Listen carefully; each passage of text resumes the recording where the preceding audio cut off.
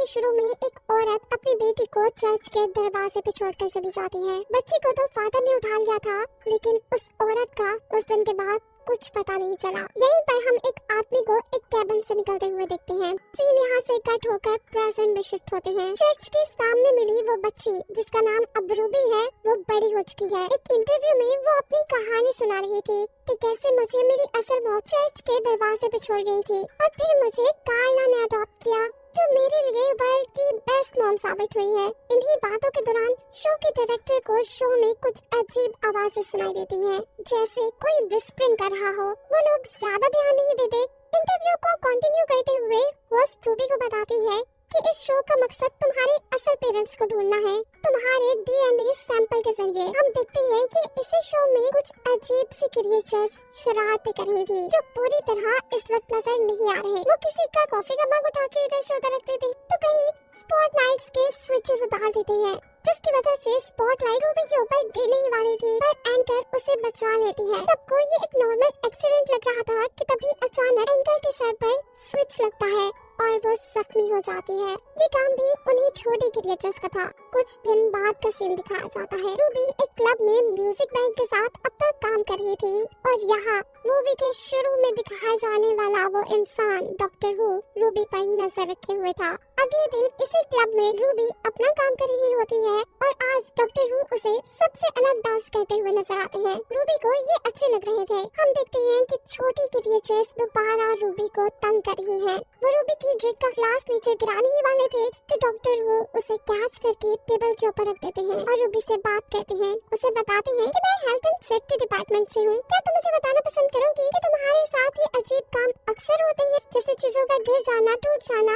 Ruby हाँ में सही लाते हुए बोलती है, ऐसा इसलिए है कि मैं बहुत ज्यादा केयरलेस हूँ। डॉक्टर वो कहते हैं नहीं, इसकी रीजन इससे भी ज्यादा खतरनाक है। ये कहकर वो रूबी को कंफ्यूजन में छोड़कर ही यहाँ से जा चुके थे। अगले दिन रूबी अपनी फ्रेंड्स के साथ बाहर घूम रही थी। वो अपनी फ्रेंड्स को बताती है कि मैं बहुत चीजें खराब करती हूँ और इसी वजह से मेरी जॉब भी चली गई है। मुझे लगता है कि मेरे साथ कोई बैड लक चल रहा है। ये लोग एक टैक्सी में बैठते हैं और उसी टाइम सिग्नल रेड हो जाता है। इनके ऊपर एक स्नोमैन का स्टैचू था, जिसके स्क्रूज भी वो छोटी क्रिएचर्स खोलती हुई नजर आती है। इससे पहले कि वो स्टैचू उनकी गाड़ी के ऊपर गिर जाता और उनकी गाड़ी का एक्सीडेंट हो जाता, डॉक्टर वो अपने डिवाइस से सिग्नल को ग्रीन कर देते हैं। गाड़ी आगे चली जाती है और ये स्टैचू डॉक्टर हू के ऊपर गिर जाता है। इसके बाद डॉक्टर हू अपने टेलीपोर्टेशन कैबिन के अंदर बैठकर यहाँ से गायब हो जाती है। अगले दिन रूबी रोस्ट्री करके घर वापस आ रही थी और यहाँ भी वो छोटी क्रिएचर उसे तंग करने के लिए उसके ग्रोसरी बैग फाड़ देते हैं। रूबी बेचारी सारा सामान कलेक्ट करती है, पर टूट चुके थे। वो घर आकर ये सब अपनी मॉम को बताती है। उसकी मॉम बहुत खुशी से उसे बताती है कि हमारे घर आज एक नया बेबी आने वाला है। वो भी एक्साइटेड हो जाती है क्योंकि आज उसका भी बर्थडे था। रूबी की मॉम कार्ला, जिसने उसे पाला था, वो एक ऑर्फनेज चलाती थी, लेकिन रूबी को उसने अपनी बेटी की तरह पाला था। अपने घर पर वो अपने घर आने वाली इस छोटी बच्ची की जिम्मेदारी रूबी को देकर खुद घर से बाहर चली जाती है। और तभी रूबी को उस एंकर की कॉल आती है जो मूवी के स्टार्ट में रूबी का इंटरव्यू ले रही थी। वो रूबी को बताती है कि तुम्हारे डीएनए के जरिए पूरी दुनिया से तुम्हारे असल मॉम डैड का पता नहीं चला। साथ ही मैं रूबी से ये पूछ रही थी कि तुम्हारे साथ उस दिन के बाद से कुछ बुरा तो नहीं हुआ? मेरे साथ तो बहुत चीजें बुरी हुई। मेरे काफी एक्सीडेंट हुए, मैं बोट से गिर गई। वो अभी भी बहुत ज्यादा इंजर्ड थी। वो अभी यही सब बातें बता रही थी कि अचानक उनके पास रखा क्रिसमस ट्री भी उनके ऊपर ही गिर जाता है और कॉल कट हो जाती है। रूबी को बेबी के रूम में रखे फोन के अंदर से कुछ आवाजें आती हैं, जैसे कोई उसे बर्थडे विश कर रहा हो। वो जल्दी से बेबी के रूम में जाती है और परेशान हो जाती है क्योंकि वहाँ दो बेबी थी ही नहीं। वो बेड के नीचे देखती है तो वहाँ उनका कैमरा रखा था। उनके कैमरे से एक पिक्चर ली गई थी जिसके अंदर हमें उस छोटी क्रिएचर का फेस नजर आ रहा था। रूबी उन क्रिएचर को ऊपर से जाते हुए देख लेती है और उसका पीछा करती है, जहाँ वो क्रिएचर बेबी को एक बास्केट में डालकर आसमान की तरफ ले जा रही थी। रूबी भी उनकी सीढ़ी के ऊपर चढ़ जाती है और हम देखते हैं कि यहीं पर डॉक्टर हू भी आ जाते हैं, जो रूबी का पीछा करने की कोशिश करते हुए रूबी से पूछता है, आसमान से लटकी हुई इस सीढ़ी के ऊपर क्यों चढ़ रही हो? रूबी कहती है वो क्रिएचर्स बेबी को ले जा रही है। डॉक्टर भी जंप करके उसी सीढ़ी के ऊपर चढ़ जाते हैं और रूबी को इन क्रिएचर्स के बारे में बताते हुए कहते हैं कि इनका नाम गॉब्लिन है। अब रूबी को इस सीढ़ी के ऊपर लटके रहने में भी मुश्किल हो रही थी। डॉक्टर उसे अपने ऐसे ग्लव देते हैं जो आराम से रूबी का सारा वजन उठा सकते थे। ये सीढ़ी आसमान में उड़ने वाली एक शिप के साथ अटैच थी। डॉक्टर वो कहते हैं कि ये गॉब्लिन्स का ठिकाना है जहाँ पर गॉब्लिन्स बच्चों को खाते हैं और अब तो वो हमें भी खा जाएंगे। रूबी ये सुनकर डर जाती है और गॉब्लिन सीढ़ी से उन्हें ऊपर की तरफ खींच लेती है। गॉब्लिन्स ने इन दोनों को कैद कर दिया था। रूबी डॉक्टर से कहती है कि आज मेरा बर्थडे है। ये सुनकर डॉक्टर उसे बताती है कि अगर आज तुम्हारा और उस बच्ची का दोनों का ही बर्थडे है तो इसी इत्तेफाक की वजह से गॉब्लिन्स ने उस बच्ची को उठाया है, क्योंकि इत्तेफाक यानी कोइंसिडेंस बच्चों को और भी ज्यादा मजेदार बना देता है गॉब्लिन्स के लिए। ये गॉब्लिन्स इत्तेफाक, लक और ऐसी चीजों के पीछे जाते हैं। अब जैसे तुम्हारे साथ बैड लक थी, इसीलिए ये गॉब्लिन्स तुम्हारे पीछे पड़ गए। इन गॉब्लिन्स को आने वाले वक्त में होने वाले कोइंसिडेंस का यानी इत्तेफाकों का पहले पता चल जाता है। वो ये जान चुके थे कि क्रिसमस ईव पर तुम्हारे घर वो बच्ची आने वाली है। रूबी सवाल करती है कि आपको इतना सब कुछ कैसे पता? डॉक्टर कहते हैं कि ये सब मैंने अभी मालूम किया है। डॉक्टर वो ने इस टाइम अपने आप को भी छुड़वा लिया था, साथ ही रूबी को भी। वो यहाँ अपने गैजेट्स की मदद से इन दरवाजों को खोलने की कोशिश करते हैं, पर यहाँ पे कुछ भी मेटालिक नहीं था और उनकी डिवाइसेस मेटल्स पे काम करती थी। वो अब अपना दिमाग लगाते हैं और एक रस्सी को जोर से खींचते हैं और ऐसे ये लोग इस कैद से आजाद हो गए हैं। रूबी ने डॉक्टर को बताया था कि वो 2 बच्चे पैदा हुई थी और अब डॉक्टर के मुताबिक गॉब्लिन्स 2 बच्चे ही इस बच्ची को खाने वाले थे। ये लोग एक टनल के जरिए उस बच्ची को बचाने के रास्ते में थे और तभी उन्हें एक बेल की आवाज सुनाई देती है। 2 बजने में भी सिर्फ 3 मिनट रह गए थे। ये लोग एक होल से नीचे दिखते हैं जहाँ बहुत सारे गॉब्लिन्स जमा हैं। एक साइड पर कुछ गॉब्लिन्स नाच रहे हैं तो दूसरी तरफ कन्वेयर बेल्ट पर बच्ची को आगे की तरफ लेकर जाया जा रहा है और यहीं दूसरी तरफ हमें गॉब्लिन्स के किंग को दिखाया जाता है जो बहुत ही बड़ा और बहुत ही खतरनाक नजर आ रहा था। इसे देखकर रूबी और भी ज्यादा घबरा जाती है क्योंकि रूबी का बेबी कन्वेयर बेल्ट पर आहिस्ता आहिस्ता आगे बढ़कर उस किंग के मुंह में जाने वाला था और तभी डॉक्टर के एक रस्सी खोलने से ये दोनों नीचे कन्वेयर बेल्ट पर गिर जाते हैं, उसी कन्वेयर बेल्ट पर जिस पर बच्ची थी। ये कन्वेयर बेल्ट रुक जाती है और सभी गॉब्लिन्स हैरान होकर उन्हें देखने लग जाते हैं। जब डॉक्टर हु बच्चे को गॉब्लिन के किंग के सामने से उठाते हैं तो किंग बहुत ज्यादा गुस्सा हो जाता है। अब डॉक्टर हु उनसे अपना तारुफ करवाता है और साथ ही उनके बजाए हुए गाने के ऊपर डांस भी करने लगता है। किंग और सभी गॉब्लिन्स इनके डांस को देखकर खुश हो जाते हैं। डांस करते करते डॉक्टर वो ने खुद भी एक ग्लव पहन लिया था और दूसरा ग्लव रूबी को दे दिया था। दोनों ग्लव्स पहनते ही बच्ची को लेकर रस्सी के साथ लटक कर नीचे की तरफ आ जाते हैं। गॉब्लिन किंग इन दोनों को यहाँ से भागता देखकर बहुत ज्यादा गुस्से में आ चुका था, जबकि ये दोनों तो अपने घर पहुँच चुके थे। यहाँ डॉक्टर रूबी से अपना ग्लव्स वापस ले लेते हैं क्योंकि उनकी चार्जिंग बहुत कम रह गई थी। रूबी ये सारी स्टोरी अपनी मॉम को बताने वाली थी और डॉक्टर उसे ऐसा करने से मना कर देते हैं। रूबी जो कि अभी भी डरी हुई थी, उसे लग रहा था कि गॉब्लिन्स अपना बदला लेने के लिए यहाँ पर जरूर आएंगे। डॉक्टर हु रूबी से घर के सारे स्विचेस को चेक करने को कहता है क्योंकि गॉब्लिन्स कुछ भी करते थे तो इस दुनिया में वो एक हादसा लगता था। डॉक्टर हु को लग रहा था कि गॉब्लिन्स यहाँ किसी किस्म का शॉर्ट सर्किट करवा देंगे। इस सब के बाद रूबी अपनी मॉम को बताती है कि उसके असल मॉम डैड का कोई ट्रेस इस दुनिया में नहीं मिला। ये सुनकर कार्ला खुश हो जाती है और कहती है ये तो अच्छा हुआ ना, क्योंकि मैं तुम्हें किसी के साथ शेयर नहीं कर सकती। उनकी बातें सुनकर डॉक्टर कहते हैं कि मैं भी एक अडॉप्टेड चाइल्ड हूँ। Wow, coincidence. जैसे ये लफ्ज कार्ला के मुंह से निकलते हैं तो डॉक्टर हु उन्हें ये लफ्ज बोलने से मना कर देता है क्योंकि जैसा हमें पता है कि गॉब्लिन्स कोइंसिडेंस के पीछे आते हैं तो यहाँ भी आ सकते थे, पर इस मर्तबा तो खुद भी डॉक्टर के मुंह से 2-3 मरतबा कोइंसिडेंस का लफ्ज निकल गया था।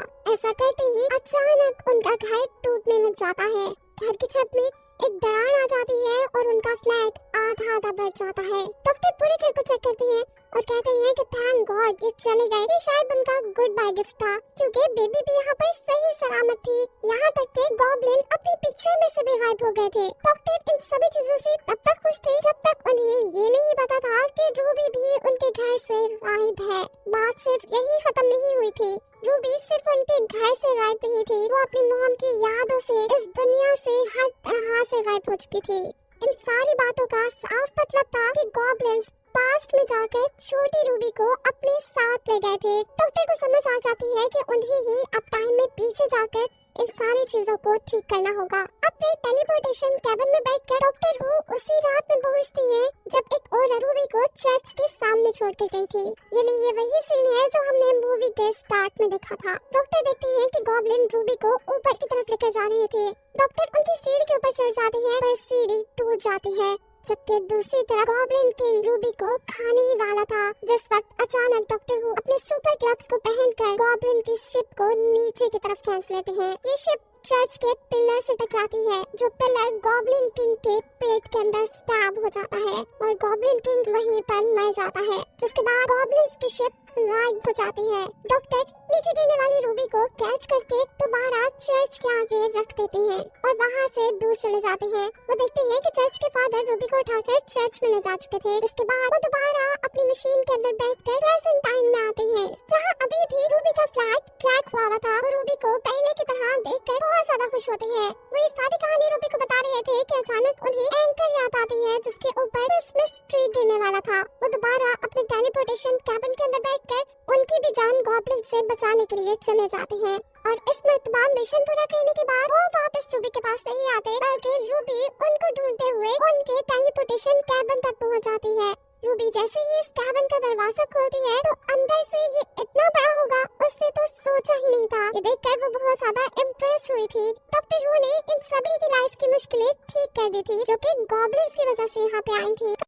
कहानी के शुरू में कोई पत्थरों के छोटे छोटे टुकड़े करके जमीन में दफना देता है और यही से सीन शिफ्ट होकर मार्टिन नामी साइंटिस्ट को दिखाया जाता है, जो घने जंगलों के दरमियान गवर्नमेंट के बनाए रिसर्च एरिया में जाता है। हमें पता चला है कि इस वक्त दुनिया में कोई अजीब वबा फैल गई है, जिसके चलते आधे इंसान मारे जा चुके हैं। जमीन पर खाने की भी कमी हो गई है। गवर्नमेंट चाहती है कि कोई ऐसा तरीका निकाला जाए कि थोड़ी बची फर्टाइल जमीन से ज्यादा अनाज उगाया जा सके और दुनिया में बचे इंसानों के लिए खाने का मसला खत्म हो। इसी रिसर्च के सिलसिले में मार्टिन भी यहाँ आया था। पहले उसके कुछ फिजिकल टेस्ट किए जाते हैं, ये जानने के लिए कि वो भी वबा के वायरस से इन्फेक्टेड तो नहीं। टेस्ट क्लियर होने पे वो अपनी गाइड एल्मा से मिलता है, जो उसे जंगल के उस हिस्से में ले जाती जहाँ उसे रिसर्च करनी थी। इस बार जिस घर में मार्टिन रुका था वहाँ पर एक पेंटिंग थी, जिसमें जंगल में खड़ी देवी को इंसानों की बलि दी जा रही थी। वो जब इस बारे में एल्मा से पूछता है तो एल्मा बताती है कि पुराने लोगों का मानना था कि इस जंगल में एक देवी है, जिसको खुश करने के लिए ये लोग इंसानों की बलि भी दिया करते थे और वो नेचर का ख्याल रखती है। पर अब तो ये बच्चों को सुनाने के लिए कहानी ही रही है। खैर, मार्टिन यहाँ के लोगों से पूछता है कि पहले जो रिसर्चर्स यहाँ पे आए थे और जंगल में खो गए, उन्हें नई टेक्नोलॉजी के जरिए क्यों नहीं ढूंढा गया। जवाब में उसे कहा जाता है कि वो लोग बगैर गाइड के जंगल में गए थे। ऐसे में जंगल में गुम जाना बहुत आम सी बात है और जंगल में गुमना इंसान पे ऐसा खौफ तारी कर देता है कि इंसान फिर जिंदा नहीं रहता। मार्टिन सिर्फ किसी रिसर्च के सिलसिले में नहीं यहाँ आया था, वो यहाँ किसी को ढूंढने भी आया था। जंगल में जाते हुए वो अपनी गाइड एल्मा को ओलिविया के बारे में बताता है, जिसके साथ उसने बहुत सारा रिसर्च वर्क किया था। वो सच में एक बहुत ही ज़हीन लड़की थी। वो काफी टाइम से इस जंगल में रिसर्च कर रही थी, पर पिछले 6 माह से किसी को उनका लेटर नहीं मिला। फिर जब ये आगे बढ़ते हैं तो इन्हें एक टूटा बिखरा कैफ मिलता है। एल्मा बताती है कि एक फैमिली इस जंगल में आई थी, पता नहीं उनके साथ क्या हुआ, लेकिन वो कभी लौट कर नहीं आए। ये सोचकर कि वो लोग मर गए होंगे, ये दोनों काफी उदास हो जाते हैं। रात होने से पहले ये लोग दोबारा कैंप लगा लेते हैं और इस रात इनके ऊपर कोई हमला कर देता है। न जाने किसने हमला किया था। इनकी आंखों में तो सिर्फ तेज रोशनी पड़ रही थी। इनको खूब मारा जाता है कि ये लोग बेहोश हो जाते हैं। होश आने पे ये देखते हैं कि इनको लूट लिया गया था। इनके पास तो जूते भी नहीं रहे थे। बिना सामान और जूतों के जब ये लोग आगे बढ़ते हैं तो मार्टिन के पाँव में बहुत ही गहरा कट लग जाता है। उसके पाँव पे पट्टी बांध देती है और उसे एक लकड़ी देती है, जिसके सहारे वो जंगल में आगे बढ़ सके। और आगे जाने पे वो एक ऐसी जगह पे पहुंच जाते हैं जहाँ आवाज ही नहीं थी, सन्नाटा था वहाँ पे, हवा तक की आवाज नहीं थी। और अचानक इनके सामने अब एक आदमी आता है, जिसे देख कर ये डर जाते हैं। वो आदमी कहता है डरने की जरूरत नहीं, मैंने बस इस लड़की को जख्मी देखा तो तुम्हारे पास चला आया। वो कहते हैं कि मेरे पास कुछ जूते हैं, तो मैं कैंप पे आ जाओ, मैं तुम्हें जूते दे दूंगा। ये दोनों नोटिस करते हैं कि इस आदमी के पास तो काफी सामान था, शायद वो यहाँ काफी अर्से से रह रहा था। वो मार्टिन के पाँव का जख्म दिखता है जो बहुत गहरा था, इसीलिए वो उसके पाँव में टांके लगाता है, उसे पहनने के लिए जूते देता है, खाना और पानी भी। आखिर में कुछ मीठा पीने के बाद ये दोनों बेहोश हो जाते हैं। इससे हमें पता चलता है कि ये आदमी भी कोई अच्छा आदमी नहीं है। किसी खास मकसद से वो इन दोनों को अपने कैंप में लेके आया था। वो इन दोनों को मरे हुए इंसानों जैसे कपड़े पहनाकर इनकी तस्वीरें लेता है। दोनों को जब होश आता है तो ये एक कुर्सी से बंधे हुए थे। वो इस आदमी से अपनी जान की भीख मांगते हैं। वो आदमी इन दोनों को बांध कर जंगल के बिल्कुल दरमियान में ले आता है और इन दोनों से कहता है कि इस जंगल में कोई अजीब ताकत है, कोई देवी, और मैं उससे बात कर सकता हूँ। और एक मजे की बात बताऊँ, तुम्हारे यहाँ आना भी कोई इत्तेफाक नहीं, तुम्हें यहाँ लाया गया है। खैर इन सब बातों के बाद वो मार्टिन से कहता है कि तुम्हारे पैर का जख्म काफी खराब हो चुका है, तुम्हारा इन्फेक्शन पाँव की उंगलियों में फैल गया है जो कि मुझे काटनी पड़ेंगी। मार्टिन और एल्मा उसे ऐसा करने से मना कर रहे थे, लेकिन वो एक नहीं सुनता और मार्टिन के पाँव की 2 उंगलियां अपनी कुल्हाड़ी से काट देता है। मार्टिन को इतना दर्द हुआ था कि वो तो बेहोश हो चुका था। अब वो आदमी मार्टिन को यहाँ से बाहर ले जाता है, उसको अजीब से कपड़े पहना देता है, इर्द गिर्द अजीब चीजें रख देता है, ऐसे जैसे अब वो मार्टिन की बलि देने वाला हो। जबकि दूसरी तरफ एल्मा अपनी कुर्सी के पास पड़ी हुई ब्लेड को बहुत मुश्किलों से हासिल करती है, अपने आप को छुड़वाती है और मार्टिन को बचाने के लिए बाहर जाने ही वाली थी कि यहाँ पर वो बुरा आदमी आ जाता है, जिसके ऊपर हमला करने के बाद वो मुश्किल से ही सही पर मार्टिन के पास पहुँच जाती है और उसे भी छुड़ा लेती है। वो कब आती है, ये दोनों भागते हैं जंगल की 2 अलग अलग डायरेक्शंस में। मार्टिन तो पाँव पे लगने वाली चोट की वजह से काफी आहिस्ता आहिस्ता चल रहा था, जबकि एल्मा तेज भाग रही थी। ये आदमी एल्मा के ऊपर अब तेज से हमला करने ही वाला था कि तभी मार्टिन उस आदमी का ध्यान एल्मा से हटाने के लिए उसे आवाज देता है। अब वो आदमी मार्टिन के पीछे बढ़ चुका था। मार्टिन तेज ना भागने की वजह से अब जंगल में छुपने की कोशिश कर रहा था और वो आदमी मार्टिन को मारने की। तभी उसे जंगल में एक माइक नजर आता है। मार्टिन उसमें मदद के लिए चिल्लाता है और अचानक वही तेज रोशनी उसे नजर आती है और अचानक कोई सूट पहनी हुई लड़की उसे बचा लेती है। ये और कोई नहीं थी बल्कि साइंटिस्ट ओलिविया ही थी, जिसे ढूंढने के लिए मार्टिन यहाँ तक आया था, उसकी साथी रिसर्चर। ये लोग कुछ ही देर में एल्मा को भी ढूंढ लेते हैं। मार्टिन से पूछता है कि तुमने बाहर की दुनिया से कांटेक्ट खत्म क्यों कर दिया? तो ओलिविया जवाब देती है कि मैं यहाँ पर काफी बिजी हो गई थी, मुझे यहाँ पर कुछ मिला, कुछ ऐसा जिसकी वजह से मुझे लगता है कि दुनिया अब बदल जाएगी। ओलिविया बताती है कि मुझे यहाँ काफी अजीब पत्थर मिले हैं और साथ ही मुझे यहाँ काफी अजीब फ्रीक्वेंसीज की आवाजें सुनाई देती हैं। मुझे लगता है कि यहाँ के दरख्त और हर चीज आपस में एक दूसरे से बातें करती है और शायद यहाँ पे ऐसी कोई ताकत है जो हमसे बात करना चाहती है। मैंने इन आवाजों को समझते हुए एक लैंग्वेज भी बनाई है।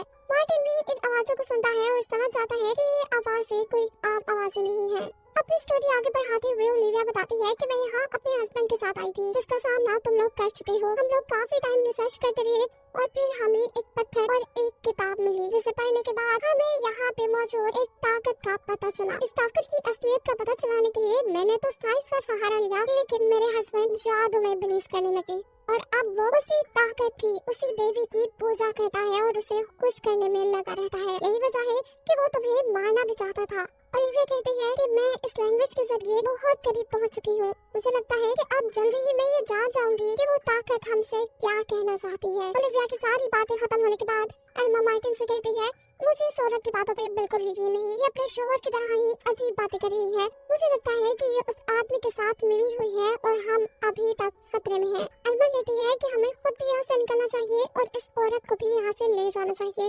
मार्टिन जब ओलिविया से सारी बात करने के लिए उसके पास जाता है तो वो एक नई कहानी मार्टिन को सुनाने लगी थी। वो कहती है कि तुम यहाँ आए नहीं हो, याद करो तुम्हारे आने से पहले तुम्हारे कान बचे होंगे, हमारे भी बचे थे और हम भी इसलिए यहाँ आए। इन बातों से एल्मा और भी ज्यादा परेशान हो जाती है और वो मार्टिन से कहती है कि हम यहाँ से अभी और इसी वक्त निकल रहे हैं। जैसे यहाँ से निकलने ही वाली होती है तो जंगल के चारों तरफ से अजीब जहरीली गैस निकलना शुरू हो जाती है। ओलिविया कहती है, चले जाना यहाँ से, पर कुछ देर इंतजार कर लो, ये गैस जब खत्म हो जाए तब चले जाना। पर एल्मा अब रुकने वाली नहीं थी। वो यहाँ से जाने के लिए ओलिविया से ओलिविया का सूट लेती है और मार्टिन उसके साथ एक रस्सी बांध देता है ताकि एल्मा अगर उस गैस में जाते हुए बेहोश हो जाए तो मार्टिन उसे बचा सके। ऐसा ही होता है। एल्मा थोड़ी ही दूर जाती है तो गैस उसके ऊपर अपना असर करना शुरू कर देती है। उसे हेलुसिनेशंस होने लगते हैं, कुछ चीजें नजर आने लग जाती है और वो बेहोश हो जाती है। मार्टिन फौरन ही उसे पीछे खींच लेता है। होश में आने पर वो जोर जोर से चिल्ला रही थी कि मैं मैंने उसे देखा, वो बहुत ही बड़ा था, मैंने उसे देखा। रात हो जाती है और हम देखते हैं कि ओलिविया का हस्बैंड भी उनके कैफ के पास आया हुआ था। मार्टिन और अल्मा को अब इन बातों का यकीन हो चुका था कि ये दोनों मिले हुए हैं। ओलिविया मार्टिन से कहती है कि यहाँ पे जो भी ताकत है वो तुम्हारे जरिए हमसे बात करना चाहती है। मैंने तुम्हारे लिए कुछ बनाया है, तुम ये पी लो और इसके बाद हम बाहर चलेंगे। मार्टिन उसकी बात इतनी आसानी से ना मानता, लेकिन उसे पता था कि अगर उसने ऐसा ना किया तो एल्मा की जान भी खतरे में पड़ जाएगी। उसे ये भी पता था कि शायद वो जो पी रहा है उसमें जहर भी हो सकता है। एक दरख्त के पास आकर मार्टिन उस जहर को पीने ही वाला था कि दूसरी तरफ एल्मा ओलिविया से कुछ बात करने के लिए जाती है। उसके सीक्रेट रूम में जाने पर उसे काफी लोगों की तस्वीरें मिलती हैं। ये वही लोग थे जो इस जंगल में गुमे थे और जिनकी लाशें एल्मा और मार्टिन ने इसी जंगल में देखी थी। एल्मा अब जान चुकी थी कि ये साइंटिस्ट अपने हस्बैंड से भी ज्यादा पागल है। अभी वो यही सब सोच रही थी कि यहाँ पर ओलिविया भी आ जाती है। वो बिना कुछ सोचे समझे ओलिविया के ऊपर हमला करती है और उसे जख्मी करके मार्टिन को बचाने के लिए बाहर आती है, जहाँ पर ओलिविया का हस्बैंड उसे तकरीबन मारने ही वाला था। वो बहुत ही तेजी से पहले ओलिविया के शोहर की आंख पे हमला करती है और फिर उसे मार देती है। मार्टिन की जान अब बच चुकी थी, जबकि ओलिविया के शोहर के मरने की वजह से यहाँ अजीबोगरीब धुआं फैल चुका था। इस धुएं से अल्मा को दोबारा हेलुसिनेशंस होने लगते हैं, उसे अजीबोगरीब ख्याल आने लगते हैं और वो बेहोश हो जाती है। और अगले दिन जब उसे होश आता है तो वो बिल्कुल ही बदल चुकी थी। उसके सामने ओलिविया थी जो उसे शुक्रिया कहते ही जमीन पर गिर जाती है, ऐसे जैसे उसे किसी अजीब ताकत ने आजाद कर दिया था और वो ताकत अब एल्मा के अंदर आ चुकी थी। वो अजीब लहजे में मार्टिन को आकर कहती है, चलो मैं तुम्हें इस जंगल से बाहर ले जाऊँ। कहानी में अभी भी एक सवाल बाकी है कि आखिर एल्मा और ओलिविया के साथ हुआ क्या था। इस जंगल में सच में एक ताकत थी जो नेचर का ख्याल रखती थी और नेचर से प्यार करती थी, पर जब इंसानों ने नेचर को बुरी तरह तबाह कर दिया तब उस ताकत ने लोगों को अपनी तरफ बुलाना शुरू किया जो उसके कहने पे नेचर का ख्याल रखे। लेकिन ओलिविया और उसके हस्बैंड को ये बात ठीक से समझ नहीं आई। उन्होंने इस ताकत को पुश करने के लिए लोगों को मारना शुरू कर दिया और तब दोबारा नेचर ने एल्मा और मार्टिन को यहाँ बुलाया। कहानी के आखिर में हमने देखा कि एल्मा ने मार्टिन को मारने की बात नहीं की थी। इसका मतलब था कि उस ताकत को अब सही इंसान मिल चुका है जो उसके लिए नेचर का ख्याल रखे। जिसके साथ ये कहानी यहाँ खत्म हो जाती है।